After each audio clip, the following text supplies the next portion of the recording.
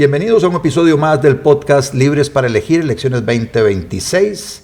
Si les está gustando el contenido de estos podcasts, no se le olvide suscribirse al canal de YouTube para que así les lleguen las invitaciones de cada uno de los episodios que estamos subiendo todas las semanas sobre este interesante podcast que tiene que ver con las elecciones del 2026. La mayoría de los actores que voy a estar entrevistando, con quienes voy a estar conversando, tienen que ver con la política electoral. Sin embargo, hay otra parte de los actores de este podcast que no están metidos en política electoral, es más, no pueden meterse en política electoral, pero sí han estado metidos en política pública. Que me refiero a ministros, presidentes ejecutivos. Con ellos estaremos conversando sobre lo que han estado haciendo en su ministerio, sus instituciones autónomas, en los entes públicos que les toca liderar, con el propósito de identificar políticas de Estado que debieran trascender de una administración a otra independientemente de quién gane una elección. En esta oportunidad tengo invitado al ministro de Justicia, don Gerald Campos. Bienvenido, Gerald. No, muchas gracias, estamos a la orden, un gusto estar aquí. Gerald, uno veo vos que inclusive dije Ministerio de Justicia, pero no es solo justicia, tiene un otro apellido, ¿verdad? Es Justicia y Gracia, algo así, ¿no? Y Paz. Justicia y Paz, imagínate. La sombrilla de ese Ministerio de Justicia y Paz, o sea, ¿cuáles son los ámbitos de acción de ese ministerio? Porque normalmente uno piensa, en el Ministerio de Justicia, las noticias te refieren a cárceles, pero ¿qué más tiene el Ministerio de Justicia aparte del tema del sistema penitenciario? No, efectivamente, todo el mundo cuando habla del Ministerio de Justicia piensa en cárceles. No, ahí tenemos Registro Nacional, Dirección de Notariado, la Procuraduría General de la República, tenemos la Oficina de Protección de Datos, entre las más relevantes que podamos mencionar, pero también tenemos rectorías. Por primera vez en la historia de Costa Rica, la rectoría en temas de seguridad la tiene el Ministerio de Justicia y Paz, tenemos la rectoría en materia indígena, tenemos en asuntos de paz y de violencia en la Agenda Nacional de Asuntos que no tengan que ver con violencia, también la tenemos. Entonces es un ministerio muy interesante, con muchas actividades, una agenda muy llena, pero con un compromiso claro de servir al país. Uno de los temas importantes de todo eso que acabas de decir, porque estoy segurísimo que mucha gente no sabía que el ministro también ocupa su tiempo en lidiar con temas que tienen que ver con todas estas otras áreas de rectoría y esas otras entidades públicas. Pero el tema más mediático sigue siendo el tema de cárceles. Me acuerdo cuando fui diputado ya hace algún tiempo que en el gobierno de Luis Guillermo Solís, que en esa época hubo una discusión sobre el tema de la saturación de los cupos carcelarios y liberación de delincuentes. En aquella época se acuñó la frase de que una golondrina no hace verano y no sé qué cosas más, básicamente para justificar el hecho de que se hubiera liberado una gran cantidad de personas que estaban privadas de libertad, y si se dio una reincidencia de alguno de ellos, el presidente en aquel momento dijo: una golondrina no hace verano. Eso no significa que nosotros nos hayamos equivocado liberando personas que estuvieron privadas de su libertad. Desde esa época, señor ministro, a hoy, ¿cómo están las cosas o qué ha pasado verdaderamente con esas golondrinas, con esas personas que fueron liberadas en aquella época?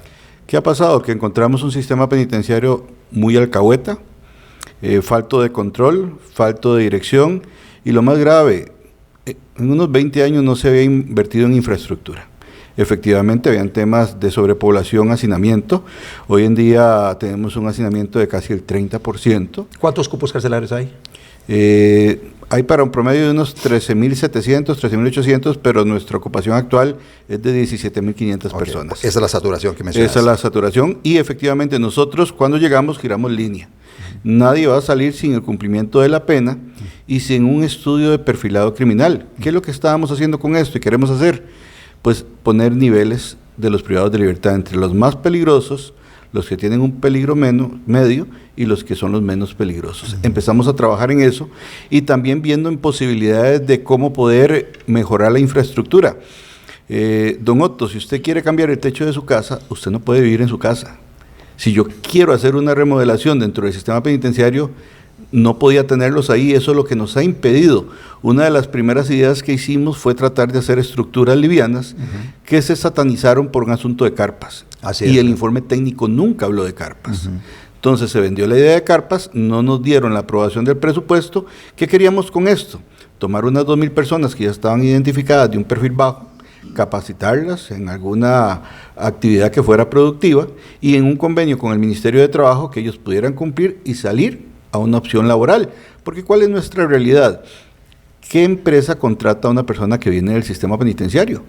Y creo que la sociedad tiene que abrirse a integrarlos. Eso se nos vino abajo, el proyecto que teníamos. Empezamos desde hace un año, unos 14 meses, a trabajar con el BID, la construcción de una cárcel nueva, y vamos por buen camino. Y hace un par de meses, tomando en cuenta la visita que hizo el presidente de El Salvador, nos dimos cuenta que a nosotros una cárcel para 900 personas nos iba a salir en $60 millones. ¿Para cuántas? Para 900 personas. Y que El Salvador hizo una para 40,000 en $100 millones. Sí, ahí entonces, definitivamente. Yo no soy economista. No, pero no hay que ser economista para darse cuenta que algo no calza. ¿Cómo a El Salvador le sale una cárcel en un promedio de $2.500 por persona privada de libertad y a nosotros en más de $70,000? Entonces, no coinciden. ¿Y qué se me vino a la mente? La situación, como usted lo mencionó, lo estábamos hablando de previo de los brazaletes. Cuando se puso el monitoreo electrónico, me acuerdo que los brazaletes se contrataron a un precio de $17 por unidad por día. Y en este gobierno los adjudicamos a $7 y un poquito. Por día. Por unidad por día. Un ahorro de 9, casi $10, con tecnología de punta. Y es donde nos hemos dado cuenta que a través de la historia, cada obra que ha querido hacer el Estado, siempre al Estado le han cobrado 3 o 4 veces más del valor real.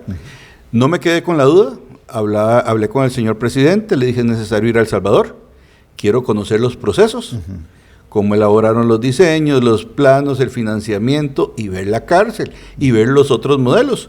Fuimos a El Salvador, hicimos un convenio de acercamiento y de cooperación, vimos y nos reunimos con la gente que diseñó el proyecto, analizamos todos los procesos para la adjudicación, toda la problemática en la construcción, pero nos llamó poderosamente la atención de que pudieron construir esta cárcel en 195 días para 40,000 personas.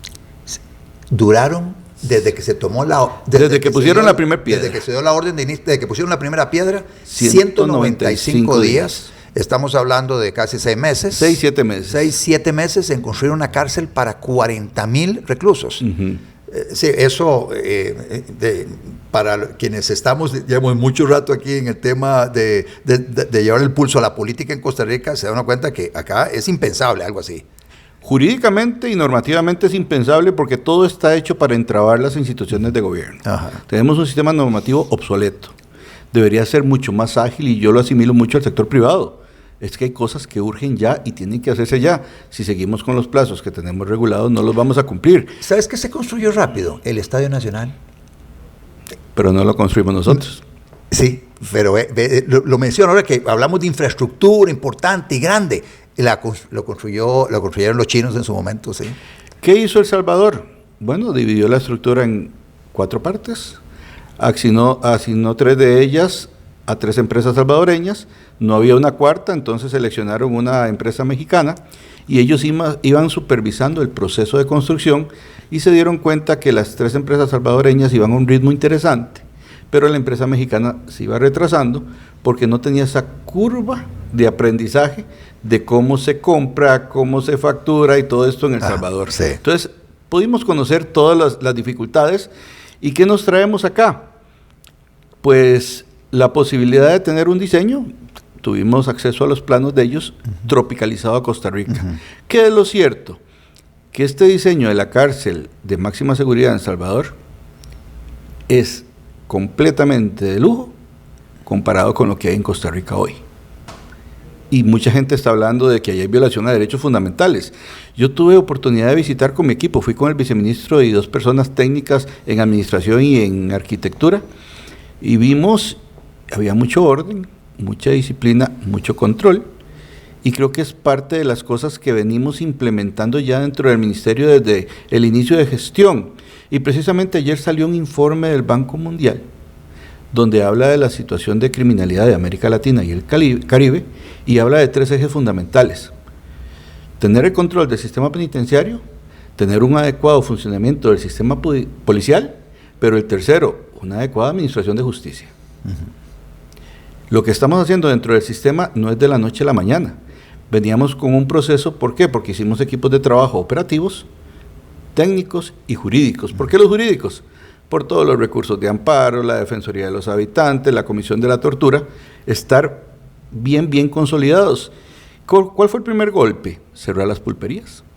Nos encontramos un grupo de pulperías y de estructuras dentro del sistema penitenciario que servían para generar dinero, no en la cantidad que encontramos, porque encontramos una huaca de 181 millones de colones que manejaban los privados de libertad. 182 millones. 181 millones de colones, que en este momento ninguno de ellos ha reclamado, están en las arcas del Estado, pero servían para una serie de actividades ilícitas. ¿Eso en todos los centros penales o en uno en particular? Conjuntando todas las pulperías de los centros. Eso servía para compra de droga, para pago de celulares y eventualmente para el asunto de corrupción. No voy a tapar el sol con un dedo. Sabemos que hay funcionarios corruptos, hemos sido responsables. Esta administración creó la unidad anticorrupción dentro del Ministerio de Justicia y hemos pasado 29 casos al Ministerio Público. Hoy nos están informando que uno de ellos, en el sector de Cartago, uno de nuestros servidores intentó ingresar droga, lo detuvimos, lo presentamos y lo acaban de condenar a 8 años. Estamos siendo inflexibles. ¿Qué fue la segunda medida? Eliminar la circulación de dinero en efectivo. Si ya ellos no tienen dónde comprar y además no necesitan porque le damos la alimentación completa, eso nos servía para evitar extorsiones. ¿Por qué? Muchos privados de libertad, la gran mayoría se nos acercaron y nos dijeron, nos están extorsionando para que les demos plata. Usted sabe que ahí hay cuotas de poder dentro del sistema penitenciario. La entendíamos porque los que estamos nombrados hoy en el Ministerio de Justicia somos de carrera policial y trabajamos en eso, eliminamos. ¿Cuál era la tercera parte? La afectación de la señal celular. 3 años de lucha con las operadoras, porque por ley el bloqueo le corresponde a las operadoras, no al Estado, así está en la ley. Nos cansamos de negociaciones en la mesa de trabajo, la norma es muy simple, no tiene que haber señal, y ya las denunciamos al Ministerio Público. ¿Y cuál era el cuarto paso? Esperar todo este perfilado que todo el equipo técnico estaba realizando, y ahora sí ya me dijeron, señor ministro, máxima es 80 cupos, con una celda individual o celda grupal para 2 o 4 personas, pero hay módulos a la par. Entonces tenemos identificadas 1000 de los más peligrosos del sistema penitenciario, de los más violentos y de los que quieren ejercer el dominio dentro y fuera, porque hay una realidad, usted es condenado, pero no deja de ser líder de su grupo criminal. ¿Y qué habíamos encontrado? Que tienen derecho a teléfonos fijos, a todas las llamadas que ellos quieran, a visita las veces que ellos quisieran, a visita íntima las veces que quisieran y a encomiendas. Y si usted ve nuestra página y las publicaciones que hemos hecho... Y encomiendas es paquetería que le mandan familiares y otras personas. Llegaban alimentos, llegaban un montón de insumos y todos contaminados, con droga, con celulares, con chips. Entonces tenía una policía que se estaba desgastando en toda esta revisión y dijimos, no, hay que hacer un alto. La policía no está para desgastarse en esto. Si ellos son los que quieren quebrantar la norma de comportamiento, los vamos a dividir, los vamos a separar, los vamos a controlar y les vamos a controlar las visitas. ¿Qué hicimos? Alimentos no tienen por qué ingresar, entonces ellos recibían, por ponerle ejemplo, había uno que tenía hasta 7 envases de los toppers estos, de Tupperware. Donde compra uno cantonés. Ajá, sí. Era ese nivel, 7. Eso servía para venta, para extorsión, para cosas raras, para ingreso de droga. Encomiendas, se las regulamos. Ahora van a ser cada 2 meses. Visitas, igual se las regulamos. Las llamadas telefónicas, se las estamos regulando porque nosotros no podemos fiscalizar la llamada, no tenemos esa competencia. Pero sabíamos que muchas de esas llamadas se estaban utilizando para seguir en actividad criminal. Entonces empezamos con estas regulaciones y ahorita sé que nos han amparado, no nos han notificado, tengo entendido, por lo menos al día de ayer. Tenemos todo el argumento legal, operativo y técnico para responder, porque aquí hay algo cierto, don Otto. Al día de hoy, en los últimos 10 años, son 8.780 homicidios en Costa Rica, cometidos por gente muy poderosa relacionada con crimen organizado, con narcotráfico, con sicariato. Y al día de hoy no sabemos cuántos de esos casos han terminado con una condena efectiva, porque son los datos que el Poder Judicial no ha querido decir y que son importantes en la mesa de trabajo del sector seguridad que lideramos desde el Ministerio de Justicia, donde lamentablemente los jerarcas del OIJ no han querido participar. Envían a un funcionario, pero no es lo mismo. Usted como jerarca tiene que llegar a la mesa de trabajo, decir, esta es nuestra realidad y este es el apoyo que requerimos del Ejecutivo. Pero en 3 años lo que ha habido es ausencia. Y más grave aún, asumimos esta rectoría y Costa Rica tenía 8 años de no contar con una política pública en materia de seguridad. Entonces, ¿qué pasó con los 2 jerarcas anteriores que lideraban el Ministerio de Seguridad y que tenían la rectoría? ¿Por qué nunca hicieron esa política? Eso es como cuando viene una epidemia de enfermedad. Si usted no actúa preventivamente, obviamente en el 22, 23 y 24 íbamos a recoger todo lo que no se había previsto desde tiempo atrás. En este gobierno, liderado también por el ministro de Seguridad, se hizo la política, se hizo el plan de acción, y en el último corte que hicimos la semana pasada en conferencia de prensa, en Casa Presidencial, en la mayoría de los delitos venimos bajando, pero en homicidios no. Hay una diferencia como de -4 al 14 de abril comparado con el año anterior. Pero esto es preocupante. ¿Y por qué es preocupante? Porque si estos grupos de crimen organizado no se les hace inteligencia, no se hace una adecuada investigación, no se recoge toda la prueba necesaria para presentar un caso, nunca van a ser llevados a juicio. Y entonces esto va generando impunidad. ¿Y cuál ha sido el mensaje? Sigamos actuando, porque aquí la justicia no es pronta ni cumplida. Y por el otro lado, sigamos teniendo el control de los centros penitenciarios, porque ahí prácticamente era una alcahuetería. Y por eso es que pusimos mano dura. Y el informe del Banco Mundial, pues, viene a reafirmar lo que venimos haciendo. Las cárceles tienen que controlarse, tiene que haber orden, tiene que haber disciplina, tiene que haber respeto a los derechos fundamentales, pero también tiene que haber normas que regulen ciertos derechos estando dentro del sistema penitenciario. No puede ser visitas indiscriminadas, encomiendas indiscriminadas, acceso a teléfono de manera indiscriminada, porque estaríamos siendo copartícipes y fomentando que siga habiendo actividad criminal desde los centros penitenciarios. Sí, yo creo que en términos generales, esto que acabas de decir, ministro, esto yo diría que casi que la totalidad de la población debería estar totalmente de acuerdo con eso, de que estas personas que le hicieron daño a otras personas son antisociales, son personas que rompieron el contrato social de la convivencia pacífica de unos con otros, son personas que infringieron la normativa y están separados de la sociedad, están castigados por esa razón. Tienen que tener cierta limitación en cuanto a los privilegios que tienen o venían teniendo. Y me parece que todos aplaudimos el que se aplique ese orden, esa disciplina, respetando derechos humanos, por supuesto, pero sí limitando, porque limitando visitas, limitando encomiendas, limitando llamadas telefónicas, limitando acceso a muchas de las cosas que hacía la vida de ellos en la cárcel muy, muy llevadera. No, y usted ha visto un tema interesante, la impunidad en Costa Rica. Hablamos que se habla de un 90-95% de impunidad. Estos que yo tengo dentro del sistema penitenciario es gente que ya pasó el debido proceso por el Poder Judicial y fueron condenados. Para ser condenados es porque les encontraron prueba de participar en una actividad criminal. Y yo sé que esto puede generar dolor en las madres de estas personas privadas de libertad, pero el dolor de las 8.780 familias que perdieron a alguien, sí, y que en muchos de estos casos, yo me atrevo a decir más del 60 o 70%, todavía no sabe ni quién fue el responsable, todavía no sabe si va a ir a juicio o si su caso va a quedar impune. Por eso es que los funcionarios públicos debe ser regla general rendir cuentas, y la ciudadanía tiene que exigir esa rendición, porque nosotros nos pagan un salario para cumplir eficientemente el trabajo y cumplirlo un 100%, tomando los riesgos necesarios. A mí me llamó poderosamente la atención, analizando el Ministerio de Justicia, que en los últimos 10 o 15 años un jerarca no duraba más de 2 años.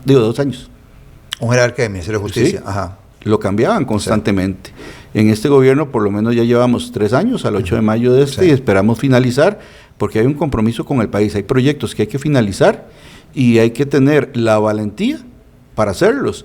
Muchos de los compañeros míos de altos puestos, incluido a mi persona, ya estamos en procesos de haber recibido amenazas. Inclusive ya el OIJ nos ha visitado por denuncias por amenazas a nosotros, pero no vamos a bajar y no vamos a aflojar, como dice el presidente. Hay un compromiso con el país y el sistema penitenciario tiene que mantener el control de las personas que están ahí. Si no se tiene, estamos fallándole a la sociedad. Hay un tema que mencionaste que no quiero dejar pasar por alto, que es el que no ha habido la coordinación deseada entre el Ministerio de Justicia, el Ministerio de Seguridad y el Poder Judicial con su brazo, que es el organismo de investigación judicial, con el OIJ. ¿Es eso correcto? Porque lo mencionaste, pero... En una parte correcto, en otra tal vez te lo aclaro.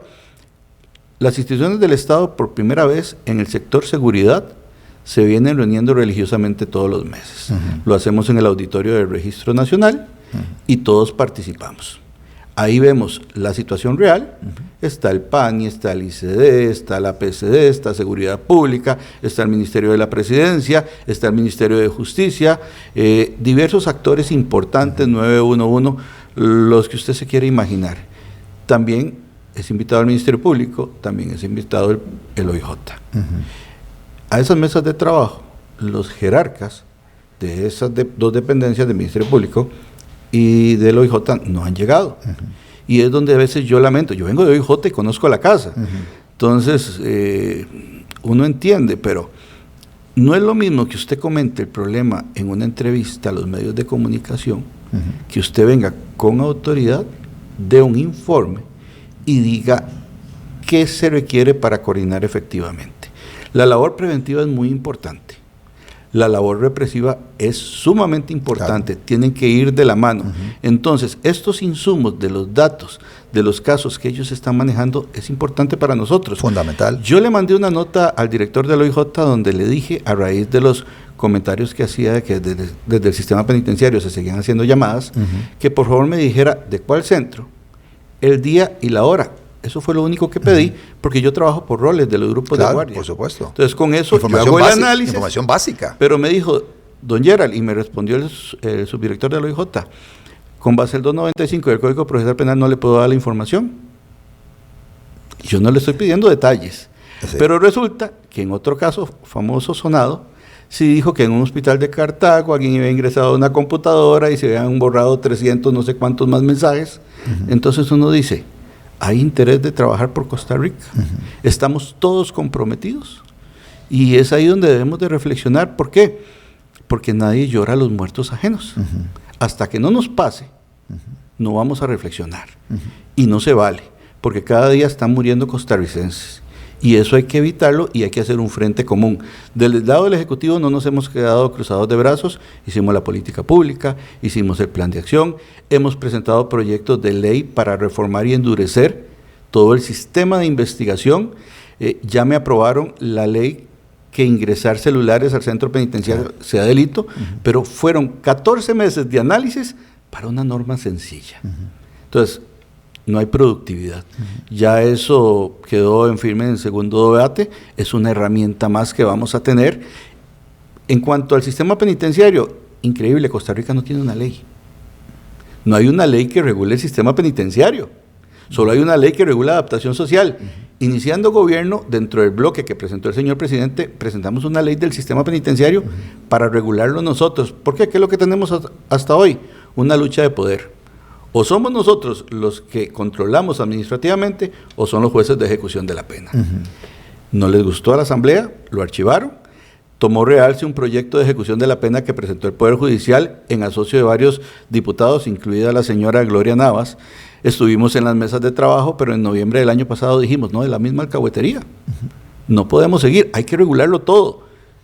Se desconvocó en extraordinarias, que eso fue para críticas, y no era para críticas, es que trabajamos en otro proyecto de ley que ya presentamos a la Asamblea, donde estamos regulando todo, inclusive el trabajo para los privados de libertad, que por ahí vi que hay un proyecto aislado para ponerlos a trabajar, sí. Pero es que esto no puede ser aislado, porque usted cómo va a crear una institución más dentro del sistema penitenciario si no contamos con una cárcel de verdad y con un sistema con toda la herramienta. Entonces hay que hacerlo pensado y proyectado en el tiempo.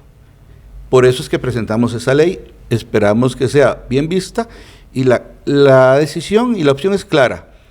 O nosotros administramos los centros penitenciarios o lo hace el Poder Judicial, porque hay muchos casos de libertades y cambios que hace el juez de ejecución, donde se aparta de los criterios técnicos de nosotros, donde le decimos no es conveniente porque va a ser un impacto negativo para la sociedad, y aún así el juez ni lo ve y lo deja salir. Y en esta ley estamos proponiendo que el juez no se puede apartar del criterio técnico, porque el riesgo se traslada a la sociedad y el juez está detrás de su escritorio. Somos nosotros los que estamos en el día a día viviendo todo lo que pasa dentro del sistema penitenciario. A nivel de política pública, ministro, ya existe un recuento de lo que han hecho. Estamos hablando de este proyecto de ley penitenciaria que acaban de presentar o que están presentando. Ya la presentaron. Que uno podría decir, bueno, esa es una apuesta, o sea, hay que presionar para que se apruebe, ojalá en lo que resta esta administración, de tal manera que siga en la siguiente administración, trascienda, se convierte en política de Estado. Hablaste de una cárcel que se construiría en un plazo muy corto, que es la intención del Ministerio de Justicia, para mejorar infraestructura carcelaria, aumentando cupos carcelarios, de tal manera que eso le quede a la siguiente administración. ¿Qué otros temas de política de Estado debiera trascender de esta administración hacia la siguiente? En el tema del sector es importante todo lo que es la labor de prevención. Estamos trabajando de la mano con las demás instituciones. Usted sabe que una de las mejores formas de luchar contra la actividad criminal es la prevención. Entonces, venimos fuerte en lo que son los centros cívicos para la paz. Son proyectos donde varias instituciones se han unido para ofrecer una alternativa a todos estos niños y estos jóvenes en sitios vulnerables. Entonces, estamos construyendo uno en Limón, tenemos uno en Garavito, tenemos uno que inauguramos en Ciudad Neyli, por cierto, es el edificio más bonito de la zona, donde van niños y jóvenes vulnerables. Creo que usted estuvo ya aquí en uno de sus programas a la ministra de Limas, estuvo hablando de lo que estamos trabajando por ahí. Ahí se integra el PANI, se integra Seguridad Pública, se integra el MISIT, pero también se integra el gobierno local. Yo creo que esta es una de las salidas que tenemos que proyectar. Es un trabajo que hacemos de la mano con los gobiernos locales. Hay alcaldes que están comprometidos, hay alcaldes que no están comprometidos, pero hay algo en común. Si todas estas acciones las vemos desde un tinte político para ver si consigo votos, estamos mal. Aquí hay que trabajar por los ciudadanos. Entonces, hay una población vulnerable que es menor, pero también estamos abriendo los centros cívicos para la población adulta mayor, que la hemos dejado de lado y no tienen un lugar donde llegar, recrearse, aprender y sentirse útiles. Entonces, si trabajamos estas 12 áreas, le integramos también a los centros cívicos el Ministerio de Educación, tenemos el profe comunitario. Creo que en esta gestión más de 18,000 menores han vuelto de nuevo a las aulas. Entonces, estamos trabajando de la mano en estos proyectos, junto también ligas atléticas que tiene Seguridad Pública. Entonces, el Ejecutivo nos hemos dado la mano y esos son proyectos muy nobles que ojalá existieran en cada gobierno local. Cada centro cívico puede andar alrededor de los $3 millones en promedio. Estamos propiciando dejar culminado los 8 que se comprometió este gobierno. Ya inauguramos Neyli. En mayo, a mediados de mayo, recibo el de Punta Arenas.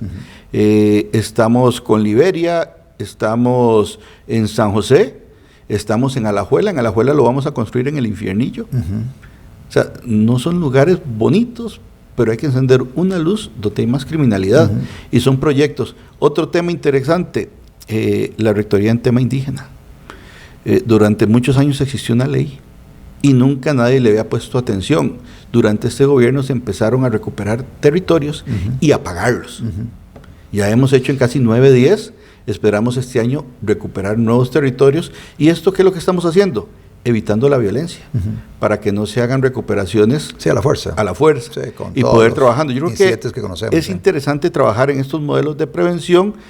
Y estos centros cívicos, para que no se me vaya, el centro cívico, estos que mencionaste, es una infraestructura que se construye, usted diciendo que son $3 millones, más o menos cada uno. Luego eso, ¿quién lo administra para que no...? Conjuntamente entre la municipalidad, que pone un administrador, y un coordinador programático que pone el Ministerio de Justicia. Pero todo el personal depende de los demás ministerios. Cultura, educación, MISIT, salud, todos están metidos ahí. Y trabajamos con una oferta programática.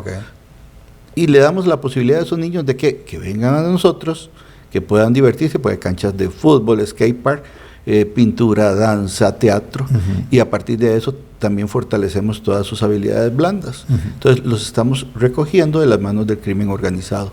Y son proyectos muy interesantes. En El Salvador existen, pero le llaman cubos. ¿Le llaman cómo? Cubos. Cubos. Son edificios donde se construyen en población vulnerable y los niños llegan con sus familias a ser personas de bien. La cárcel, hablaste de los 195 días, 196 días, la cárcel allá en El Salvador. Has hablado acá de también un plazo parecido para una cárcel tropicalizada, mencionaste, una adaptada más a la cultura costarricense. ¿De cuánto es? Nuevamente, ¿qué cupo estamos hablando? Y efectivamente, si es posible que eso se pueda materializar en un plazo tan corto. Ok, estamos hablando de 195 días a partir de poner la primer piedra. Sí. Ya tenemos los diseños, los equipos de trabajo han venido analizando y haciendo los dibujos de lo que queremos. Ayer tuvimos una reunión nuevamente con los equipos de ingeniería y arquitectura que están trabajando, y por el otro lado, a nivel gerencial de alto gobierno, con la ministra de Planificación, el ministro de Hacienda, el señor presidente, mi persona y 2 actores más, estamos trabajando en el mecanismo legal para hacerlo posible. Entiendo que puede haber mucha viabilidad de obtener el dinero del giro de este año. Son $35 millones lo que queremos invertir. Lo que estamos viendo es la forma, el estudio de la forma de cómo lo podemos hacer más rápido y dejarlo amarrado por si no se puede finalizar la construcción, que el gobierno que venga siga el proyecto. ¿Por qué? Porque hay que hacer una cárcel. Costa Rica ocupa una cárcel de primer mundo. Ahorita estamos compitiendo en una pista de carreras de Fórmula 1 con un carro modelo 50. Vamos perdiendo. Y hay que cambiar todas nuestras cárceles. ¿A dónde se construiría? El lugar todavía no lo estamos reservando, pero sí va a ser en terrenos del Estado. Tenemos definidos terrenos del Estado. Esto es por un asunto de seguridad. Y también hay que ver cómo lo va a recibir la población, porque nadie quiere tener un centro penitenciario cerca. Pero la ventaja es que el Ministerio de Justicia ya tiene terrenos donde hay instalaciones penitenciarias y tenemos donde ampliar. Se ocupan 12,000 metros cuadrados más o menos. Nada. Realmente entonces, es relativamente poco el terreno. En la zona de la Reforma se podría construir, o allá en la zona a la par de la escuela de policía, entonces se puede construir allá. Ahora, la gran pregunta es, ¿cuáles van a ser nuestros aliados? Porque esto es un problema país. Y yo sí le dije al presidente que si esto genera trabas, a como generó trabas los escáneres, hay que visibilizar y ponerle rostro a los que no quieren contribuir con la seguridad del país. Porque esto, lo que nosotros encontramos en el sistema penitenciario, fue triste. Las cocinas desastrosas ya todas las estamos remodelando. Ahorita si usted conmigo se tomaría un café en un sistema penitenciario, pero hay cosas que... Por ejemplo, el body scanner que nos donó la Embajada de Estados Unidos en abandono, con telas de araña. No me diga, eso para el ingreso a la Reforma. Exacto. Y claro, aquel que tengamos sospecha de que tiene algún celular o droga adentro, ya lo tenemos activo. 2 años nos costó activarlo. Algo tan básico que en todos los aeropuertos, aquellas personas que han salido del país, en todos los aeropuertos existe. Otra cosa grave, la unidad canina se acercó y me dice, porque nosotros tenemos unidad canina en el sistema penitenciario, don Gerald, la Embajada de Estados Unidos nos donó la veterinaria para todos los cuerpos policiales y está en abandono. Y la Embajada se me acercó, como me conocían a mí, mi trayectoria del OIJ se me acerca y me dice, hay que hacer algo porque eso no puede seguir así. 6 meses, coordinación y ya está funcionando. O sea, hay cosas que nos han dado que uno dice, ¿por qué lo dejaron perder? Si eran herramientas básicas. El gobierno anterior nombró 690 policías que ya tienen más de 4 años de trabajar con nosotros y nunca les proveyó el curso básico. ¿Nunca les dio el curso básico? Exacto. Y es gente que ya tiene la experticia por la práctica. Entonces estamos en un trabajo especial con la Academia Nacional de Policía para ver si le hacemos un curso definido solo para ellos, con un examen y poderlos graduar en diciembre y que ellos puedan nombrarse en propiedad. Usted sabe la injusticia. Claro, total. Les mejoramos el salario a los cuerpos policiales. Ellos ganaban menos de $500,000. Ahorita andan en arriba de 820,000, 30,000 colones. Entonces son logros importantes. ¿Para qué? Para tener personal con un perfil idóneo, evitar la corrupción, aunque la corrupción es un asunto de principios. Pero usted sabe que es complicado. ¿Por qué? Porque los grupos que dominan el crimen organizado quieren ingresar en las instituciones públicas y ahí hay que blindarnos. Sí. El tema de cupos carcelarios en esa nueva cárcel, ¿cuántos serían? 5,000. 5,000, ok. ¿Algún mensaje? Muchas gracias, ministro. ¿Un mensaje final para las personas que siguen este podcast? No, agradecerles, creo que estamos trabajando por Costa Rica. Esto no es fácil, se requiere de decisiones firmes, pero debemos de tener un control absoluto del sistema penitenciario, que es lo que queremos y es lo que vamos a seguir trabajando por el país en lo que queda de esta administración.